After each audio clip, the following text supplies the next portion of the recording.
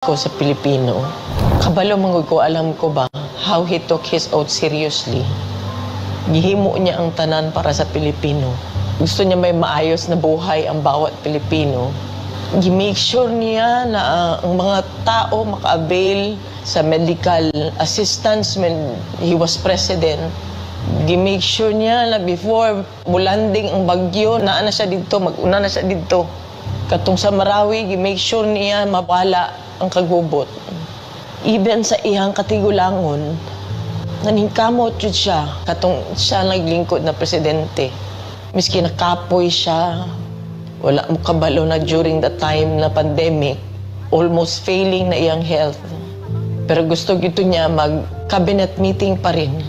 He does not care kung magka-COVID siya. He doesn't deserve this kind of treatment. Di naman gani gusto na siya mo trabaho. Di na gusto mo dagan o papolitika. Ang tao lang si amugos niya. Kinakatilaw mo sa kind of leadership na iyang gihatag. You may find his mouth very foul. Musulti siya o kuan. Igo naman siya mangisog. I remember that time na giingnan ako ayuhan ng Pasig River. Giingnan ako na siya. Dali raman na pag-isog-isog lang man ka. Maura man na iya ha. Ang isog-isog niya na iresulta. Mayo tayo nag-inabuso na siya during sa iyang presidency. Wala nag-abuso. Wala ngawat. Nagpakumbaba siya, miski presidente na siya. Makita niya mo siya matrato tao. Naluhoy ko kay pagkaon na lang ang gusto. Dili na siya materialistic. He doesn't care kung naa siya'y kwarta o wala. He doesn't care kung unsa iya ang isuot. Daan.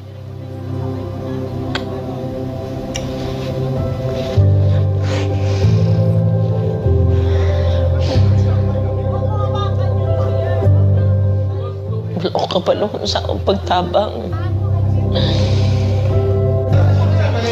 Maski kaluoy na lang ang tao. Kaluoy na lang. Abuso. Grabe. Abuso. Sa simple lang ay yung gusto. Deprive pa yun ninyo.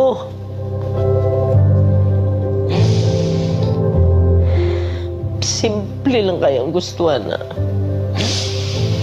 I-deprive, miski gipatay na unta nimo siya. Dito.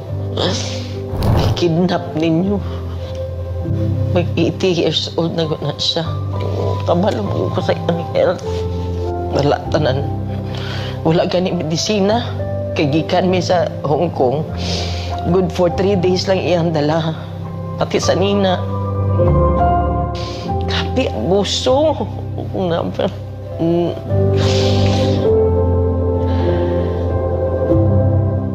Grabe. Wala man na siya ni-trigger o pusil. Maski isa. Wala man na siya gi-pusil. Wala man na siya gidunggab. Ilang accusations, 9 kabuo. Asa man ang 9. Wala maganin niya magkiti. Siguro ng 9 na gina-accuse siya. Gani, grabe gani. Gulong na nilang gibulhot na nila diri sa Pilipinas na iyang natawan.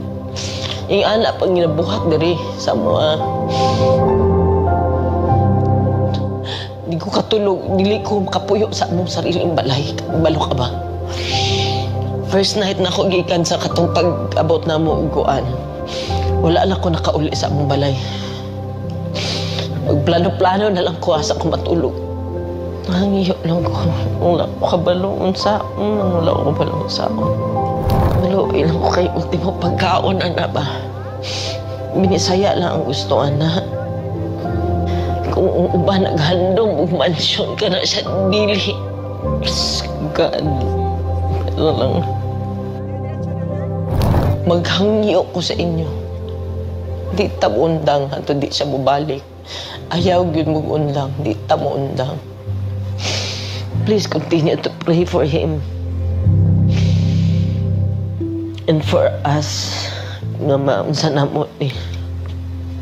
Tabang, Pilipino, tabang.